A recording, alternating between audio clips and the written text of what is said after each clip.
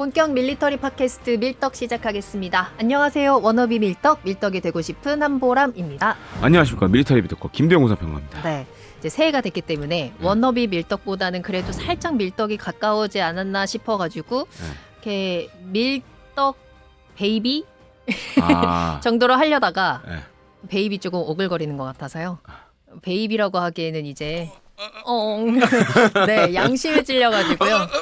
아이고, 네, 일단은 워너비로 좀 더 가겠습니다. 알겠습니다. 네. 네. 할 말이 없네요.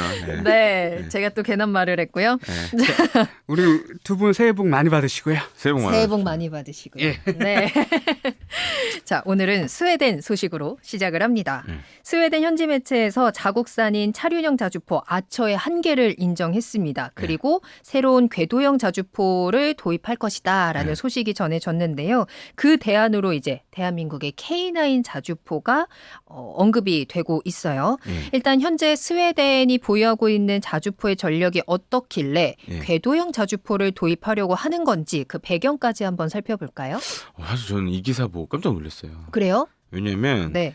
지금 이 스웨덴이 만든 아처 같은 경우에는 차륜형 자주포입니다. 네. 그래서 이제 트럭 베이스로 돼 있어요. 그리고 이제 뒷부분은 어떻게 보면 우리나라 K9보다도 좀 앞서 있어요. 오히려. 무인화 포탑이에요. 네. 장약이랑 포탄을 집어넣어 넣어주면 자기가 알아서 윙윙 하면서 막 어느 정도 그런 현대화가 되어 있는 거네요. 아니, 그 사실은 이제 스웨덴이 이 포병 무기 쪽에서는 특히 자주포, 견인포 이쪽에서는 나름 그래도 강자예요. 근데 갑자기 K9 얘기가 나와서 배경이 뭘까 네. 굉장히 궁금했거든요. 그리고 아처가 지금 스웨덴도 쓰고 있고 이제 우크라이나도 좀 지원해줬고 영국이 또 샀어요. 네. 영국이 잘 이제 나가는 영국이 아이네요. 이제 AS90이라는 그 영국이 쓰던 자주포가 있었는데 영국이 만든 거. 그걸 우크라이나에 지원해주면서 빵꾸가 났잖아요. 네. 그래서 그걸 메우느라고 이걸 샀어요, 급하게. 근데 갑자기 왜 이거를 K9 얘기가 왜 나올까 했는데 그 배경을 보니까 그거더라고요. 이쪽이 좀 북유럽 국가잖아요, 스웨덴이. 겨울에 눈도 많이 오고 막 이러니까 서런 지역에서 지금 아처가 작전하는 데는 좀 문제가 있는 것 같다. 그게 차륜형이기 때문이에요. 그렇죠. 예. 근데 스웨덴 군이 유튜브를 운영을 하고 있어서 많이 봤는데 네. 살짝 좀 그런 느낌을 받긴 했어요. 왜냐면 이제 바퀴에 막 체인 감아가지고 막 쓰고 막 이러거든요. 그렇겠네. 그래서 쟤도 궤도형이 필요할 것 같긴 한데 했더니 최근에 이게 나온 겁니다. 그리고 요걸 또 보셔야 돼요.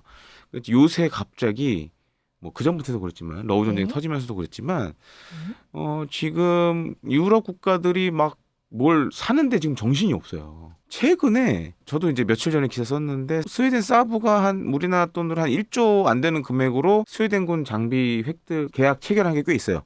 그리펜 전투기 성능 개량하고 그다음에 아서 대포용 레이더 뭐 그런 구매 얘기 나왔고 그리고 이제 좀 더 붙여서 설명드리면 이제 스웨덴이 이전에 저도 이제 게임하면서 이 자주포를 알았는데 반드 카논이라는 자주포를 만든 적도 있어요. 반드 카논. 근데 그 자주포가 연사 속도가 장난이 아니에요. 진짜 그런 정도로 능력이 대단한 자주포였어요. 거의 한 12발? 16발? 분당?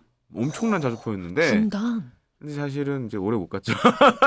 왜? 약간 이제 기술적인 약간 한계들이 좀 있었어요. 근데 그러고 나서 뭐 견인포 같은 경우에도 사실 만들어서 수출도 꽤 했고 나름 강국입니다. 기술이 굉장히 있네요. 네, 그래서 사실 아처 같은 것도 만들었고. 그러네요. 그 아처가 차륜형 자주포인데 볼보 회사 있잖아요. 네, 맞아요. 거기 트럭에다 얹은 거라면서요. 맞아요.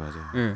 되게 생각보다 멋있어요. 방열할 때 영상을 보면 되게 세련되게 돌아가요. 그리고 약간 그 쏘는 장면만 보면 도는 건 뭐지? 로봇 같은 느낌이 들잖아요. 예, 로봇 같은 느낌이 들어요. 왜냐면 뒤에 그 사격 포탄하고 장약만 넣어주면 자기가 기계가 알아서 해요, 그냥.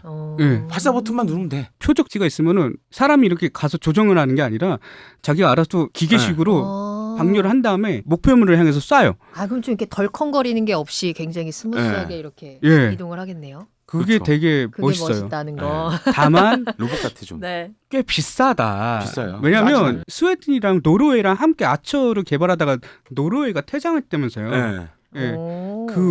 그래가지고 혼자서 결국 사용하게 됐는데 쉽지 않구나. 그런 가격도 비싸고 대신에 그 포신이 엄청 길어요. 그래서 50km 정도 날아간다고 저는 들었거든요. 예, 그 정도 스펙이라고 하더라고요.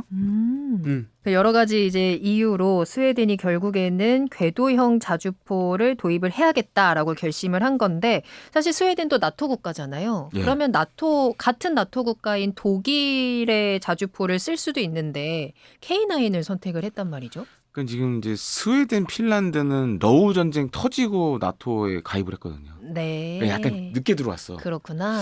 근데 이제 스웨덴도 사실 이전부터 나토 국가들한테 무기를 많이 팔았었어요. 나토 회원국은 아니었지만 스웨덴이 한 90년대, 80년대 들어서면서 나토 스펙을 적용해서 무기들을 만들기 시작해요. 네. 그전에는 자기들만 쓰는 거 위주로 많이 했었는데 그래서 사실 이제 상호 운용성 측면에서는 계속 같은 관계를 그러네요. 유지하고 있었어요. 네. 근데 이제 PGH-2000 살려고 보니까 사실 지금 최근에 이제 PGH-2000을 다시 만들기 시작합니다. 독일이. 독일에서 근데 문제는 첫 번째 비싸요. 비싸. 두 번째 언제 나올지 몰라요. 진짜 모든 나라의 고질적인 네. 문제네요. 근데 K9 자주포는 옆 나라 노르웨이도 쓰고 저기 발트상국 에스토니아도 쓰고 그래. 최근에 또 에스토니아가 우리 천무 6문 또 맞죠. 구매를 했죠. 맞죠. 그래서 이런 문제들 그러니까 지금 스웨덴 입장에서는 급한데 PGH-2000은 1년에 뭐 최대 12대란 얘기가 있는데 모르겠어요, 솔직히. 한 달에 한 대씩밖에 못 네. 만든다. 그것도 모르는 거예요. 몰라. 그러니까 그게 그치? 최대니까. 최대 맥시멈이니까. 우리는 얼마나 만들 수 있어요? 우리는 뭐 월에 1년에? 뭐 1년에 한 70대 만든다는 얘기가 있는데 1년에 70대. 예. 근데 제가 볼 때 70대 플러스 알파로 봐야 돼요. 그리고 우리는 또 장점이 뭐냐? 네. 급하면 우리 육군 거 뺏어 주면 돼. 그래도 돼요? 진짜로요? 핀란드가 그렇게 사갔어요. 아. 중고 K9을 사가서 네. 손을 봐서 쓰고 있어요. 대신에 우리 군은 그 돈 받은 걸로 새로운 걸 만들어서 집어넣지. 아. 그런 방식으로도 할 수 있어요. 그러면 성능적으로는 독일 거랑 비교를 했을 때는 K9이 어때요? PGH-2000이 좋긴 좋죠. 그래요? 예, 좋긴 근데 좋은데. 우리는 가성비랑 예. 그러니까 이거예요. 속도?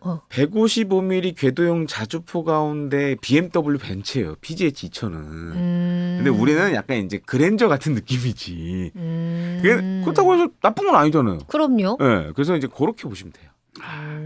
그리고 지금 깔려 있는 건 우리가 압도적으로 많아. 그래 맞아요. 그래서 전에도 제가 한번 말씀드렸지만 K9은 지금 2,000문 시대 보고 있거든요. 지금 1,500문 좀 넘고. 네. 그러니까 이런 거 뭐 가성비, 성능 이런 거 다 따져 보면 스웨덴 입장에서도 나쁘지 않죠. 그 얼마 전에 스웨덴이 보니까 또 K9 유저 클럽 행사에 네. 참관국으로 왔어요? 참여를 해서 정보 공유를 했다. 뭐 네. 이런 얘기가 있었는데 이게 그냥 간 건 절대 아닐 것 같고 관심 있어 간 거지. 관심이 있어서 왜냐하면 주변 나라들이 다 쓰니까 네. 자기네들만 자기네 거 쓰거든요. 지금. 음. 근데 눈 오고 그래버리면 도로는 어찌됐건 한정돼 있잖아요. 이게 그렇죠. 알잖아요. 우리가 네. 내비게이션 찍어보면 알잖아요. 근데 K9 같은 경우는 도로 아닌 이외의 곳으로도 잘 다니니까. 험지 주파 가능하니까. 예. 그러니까. 눈 많이 와도 궤도는 또 영향이 적고. 맞아. 아. 그러니까 그 차이를 얘기를 하더라고요. 1m만 눈 와도 아초는 정말 사용하기 힘든 자주포다. 네. 근데 하필 스웨덴이 눈이 엄청 와요. 그러니까. 네. 근데 본인 나라의 날씨를 뻔히 알면서 네. 왜 처음부터 차륜형으로 했을까요? 돈이 많이 들어가요. 아 궤도형이 돈이 궤도형은 많이 들어가서. 개발비가 많이 들어가요. 아. 네. 그래서 음. 그리고 이제 스웨덴이 볼보나 이런 네. 그런 회사들 잘 트럭 돼 만드는 있죠. 회사들이 많으니까 맞죠. 좀 코스트를 줄이려고 차륜형으로 한 거였어요. 네.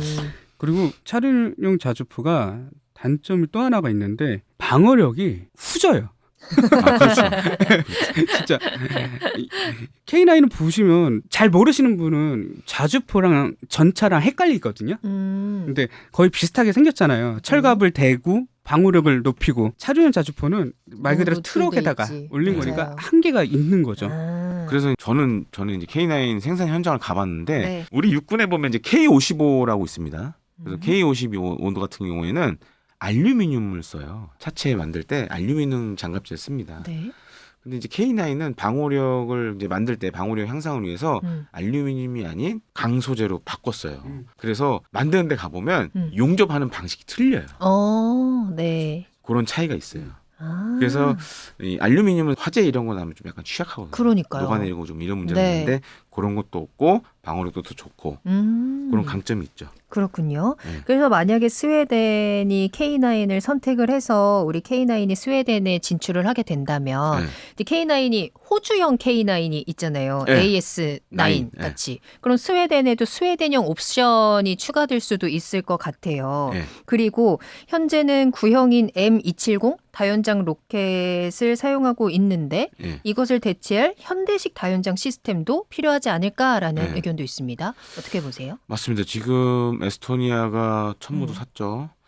그리고 제가 봤을 때는 만약에 스웨덴이 K9을 선택을 하면 스웨덴을 대표하는 방산업체 네. 사브가 영광이 될 겁니다. 아, 사브. 그래서 이제 통신 장비라던가 네. 뭐 여러 가지 장치들을 자국군 요구도에 맞게 뭐 장착을 할 거예요. 네. 근데 아마 제가 봤을 때는 K9A1 모델이 주가 되지 않을까. 만약에 빨리 하게 된다 그러면 K9A1 모델이 이걸 가져가서 네. 스웨덴 육군의 요구도에 맞게 손을 좀 보지 않을까 이렇게 생각이 되죠. 어떤 요구가 있을까요? 예상을 아마 해본다면? 기본적으로 통신 장비는 자기네 걸로 통신 될 장비. 거예요. 그다음에 이제 사격 통제 체계 이런 것들도 바꿔 달아야 되는. 왜냐하면 그건 이제 나토하고 호환이 돼야 되는 문제가 있어서 네. 사브나 아니면 노르웨이 콩스버그사 제품으로 이제 갈지 않을까 이렇게 보여지고. 네. 그리고 이제 스웨덴이 또 필요한 게 사실 다연장 로켓포예요. 음. 최근에 지금 에스토니아가 6문 샀고 다음으로 이제 얘기 나온 데가 노르웨이예요. 노르웨이 네, 또 스웨덴 옆에 있는 나라네요. 그래서 만약에 노르웨이도 첨부 산다고 그러면 네. 지난번에도 MOU 비슷한 거 하나 또 맺었고 그래서 만약에 이제 노르웨이도 첨부 사고 그러면 스웨덴도 그럼 우리도 왜냐하면 발트 3국 국가들하고 다 이어지거든요. 그래서 유사시에는 탄약도 같이 이렇게 쓸 수도 있고 그래서 그런 시너지를 생각했을 때는 네. 천무도 좀 가능성이 있지 않나. 그래서 오. 이번에 에스토니아 수출하면서 네. 탄이 하나가 더 추가가 됐어요. 기존에는 CGR-80 네. 80km짜리 유도 로켓이 들어가고 그다음에 CTM-290 폴란드에 우리가 그렇게 이제 추출했었거든요. 근데 이번에 에스토니아 보니까는 CGR-80, CTM-290 거기에 대해서 사거리 150km 이상 되는 것도 오. 이번에 새롭게 유도탄이 추가가 됐어요. 네. 그런 식으로 하면 주변 국가들도 보겠죠. 음. 얘네는 3가지 옵션이 있네. 네. 이러면서 스웨덴도 채택할 가능성이 천무랑 있다. 같이. 네. 네. 이게 재밌는 얘기가 하나 있었는데 에스토니아에서 6문 도입을 하는데 왜 4,400억이나 들이냐. 네. 나머지 다 탄값이다. 단값이에요, 맞아요. 예, 포탄값이다. 그래서 총이 있으면 네. 총알을 총알이 더 많이 들어가지. 더 들어가잖아요. 계속 쏴야 되잖아요. 그리고 네. 총알은 그러니까 소모품이니까. 다들 그렇게 설명해 주니까 그렇네. 그러네. 예, 그래서 이제 제가 카이 다닐 때 네. 폴란드 군에 납품된 천무 있잖아요. 호마르 K가 처음 공개된 게 언제였냐? FA50GF 게필러를 카이 그 사천 공장에서 그 롤아웃 행사를 했었어요. 오. 그때 제가 그때 현장에 있었는데 네. 갑자기 그게 들어와 우리 회사로 오. 하나 에어로 제품인데 무궁하고 뭐가 들어오더라고. 그래서 저게 뭐야 했더니 뭐야? 그게 호마르 K. 그래서 왜냐하면 그때 이제 폴란드 국방부 장관이 왔었으니까 기자들이랑 다 와서 우와. 그때 다 네. 보여줬었어요. 카이에 왔는데 그 지상부기도 한번 보고 가라. 네, 그래서 어. 그때 창원에서 그 호마르 K가 왔었어요. 저는 실물을 봤었죠. 처음으로. 신기하겠다. 네. 근데 오. 이게 진짜 실제로 보면 엄청 커요. 근데 그러니까요. 그때 그 담당자분이 네. 지금은 그 폴란드 수출 이후에 승진하셨는데 그쪽 지역 담당하는 분으로 임원급으로 됐는데 그때 그랬거든요. 그 천무 담당자분이 아이 사실 천무 차체보다 탄으로 많이 남아요. 그러더라고. 이 미사일 이런 걸로 훨씬 남는 게 훨씬 많다. 그렇게 얘기를 했을 정도로 네. 사실 이 다연장 로켓포는 탄이 중요해요. 네. 맞아요. 그러니까 더더욱 이 북유럽 패키지로 해가지고 네. 같이 좀 수출이 되면은 너무 좋겠네요. 그래서 지금 제가 봤을 땐 변수가 노르웨이예요. 노르웨이. 노르웨이가 지금 그러니까 선택을 해줘야 돼요. 해주면 스웨덴도 자연스럽게 넘어가죠. 그 다음에 또 생각해 볼 수 있는 게 네. 핀란드. 핀란드까지. 네, 핀란드도 지금 K9 쓰고 있고 네. 물론 이제 하이마스도 있고 한데 하이마스도 최근에 생산 속도를 막 높이고 있어요. 걘 또 비쌀 거 아니야. 그것도 있고 일단 우리 천무는 하이마스 대비 화력이 2배예요. 그래서 이런 게 이제 강점으로 꼽히고 있기 때문에 네. 어차피 지금 이쪽 나라들은 좀 러시아랑 최전선에 있단 말이에요. 일단 화력으로 조지고 봐야 돼. 방법이 없어. 그리고 네. 장전도 쉽고. 네, 그래서 네. 사실 장전 방식은 하이마스가 천무랑 똑같아요. 비슷해요. 차이는 없는데 우리는 일단 화력이 곱하기 2다. 그래서 그게 중요한 거죠. 예. 그게 중요하다. 그래서 만약에 K9이 스웨덴으로 진출한다고 하면 우리 한국과 북유럽에서 굉장한 효과가 나타날 것 같습니다. 예. 어떤 걸 기대할 수 있을까요? 스웨덴 같은 경우에는 만약에 이제 K9의 천무까지 이렇게 하게 되면 아마 이 북유럽 쪽에서 꽤 많은 양의 K 방산 무기를 운용하는 나라가 되지 않을까. 물론 스웨덴이 최근에 네. 이 폴란드 잠수함 사업에서 우리를 제끼고 맞아. 폴란드의 선택을 받았지만 맞아. 사실은 스웨덴의 사브 같은 경우에는 만약에 이렇게 되게 되면 우리랑 같이 할 게 되게 많아요. 왜냐하면 스웨덴 사브사가 보잉이랑 합작을 해가지고 전투계단 SDB라고 있습니다. 소직경 유도폭탄 같은 게 있어요. 네. 우리 공군 전투기에도 쓰는데 요거를 이제 로켓 부스터를 달아가지고 만들어 놓은 게 하나 있어요. 이런 거를 천무에 결합을 해서 같이 공동으로 수출할 수도 있고 그런 여러 가지 좀 찾으면 기회들이 있을 것 같아요. 그다음에 최근에 K9 얘기 나오기 전에 네. 아마 기억하실 겁니다. 스웨덴군이 하나 에어로스페이스로부터 155mm 포탄 장약 구매를 했잖아요. 아, 네, 네. 약간 그런 밑밥도 깔려 있는 거야 지금. 아. 이런 것들이 좀 깔려 있다라고 생각하시면 되겠습니다. 다 또 하나하나 차곡차곡 큰 그림들을 네. 그려가고 있었군요. 자, 스웨덴이 새로운 궤도형 자주포 도입에 나선다는 소식에 대해서 알아봤는데요. 그동안에는 자국산 무기 체계를 고집하던 스웨덴이 결국에는 한계를 인정할 수밖에 없었고요. 혹한이나 폭설에도 강하고 여러 가지 위협에도 잘 살아남을 수 있는 우리 K9 자주포가 그 해답으로 떠오르고 있습니다.